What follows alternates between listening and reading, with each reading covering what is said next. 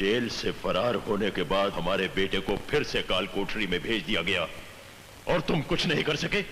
मैं दूसरे किनारे पर उनका इंतजार ही करता रह गया सर। कल रात को जो कुछ भी हुआ वो निरंजन की गलती की वजह से हुआ।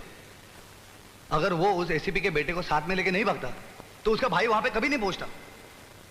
कौन भाई? कौन पहुंच गया वहां? देवा।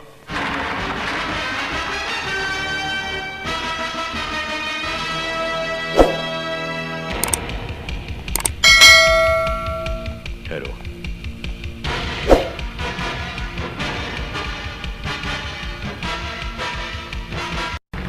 मुझे पता है आपके और कानून के बीच में जंग चल रही है। आप कानून तोड़ें या कानून आपको, इससे मुझे कोई मतलब नहीं। मैं यहां सिर्फ इतना समझाने आया हूं कि दोबारा इस जंग में मेरे भाई को घसीटने की कोशिश मत कीजिएगा, वरना कानून मुझे अपने हाथों में लेना पड़ेगा और यह आपके लिए अच्छा नहीं होगा। छोटा मुंह और बहुत बड़ी बात कह गए तुम। ये धमकी देने से पहले अपनी औकात और हमारी हैसियत तो देखी होती। चूटी का हाथी को धमकाना अच्छा नहीं लगता बरखुरदार। चूटी होती तो बहुत छोटी है शोभराज साहब, लेकिन अगर हाथी के कानों तक पहुंच जाए तो उसकी मौत का कारण बन जाती है। और आप अपनी जिस हैसियत की बात कर रहे हैं ना, उस हैसियत को बहुत अच्छी तरह से जानता हूं मैं। बहुत अमीर करोड़पति हैं आप, लेकिन अपने बेटे की जिंदगी बचाने के लिए भिखारी बनकर मेरे बाबूजी के सामने भीख मांग चुके हैं आप।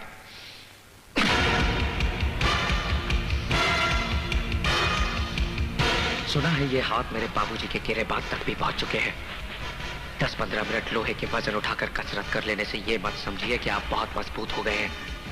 मैं हर दिन 15 घंटे पिछले 15 सालों से सिर्फ लोहे का काम कर रहा हूं, और लोहे से जब शीशा टकराता है तो उसके इतने टुकड़े हो जाते हैं कि गिनना मुश्किल हो जाता है।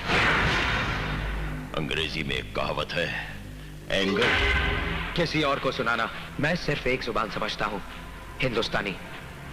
और उसमें एक कहावत है, 100 सुनार की और 1 लोहार की। मेरा भाई मेरी माँ के जीने का सहारा है और अपनी माँ को उसकी जिंदगी लौटाने का वादा किया है मैंने। उसकी जिंदगी छीनने की कोशिश करने वाले की सांसें उसके ही सीने में दफन कर दूंगा मैं, याद रखना।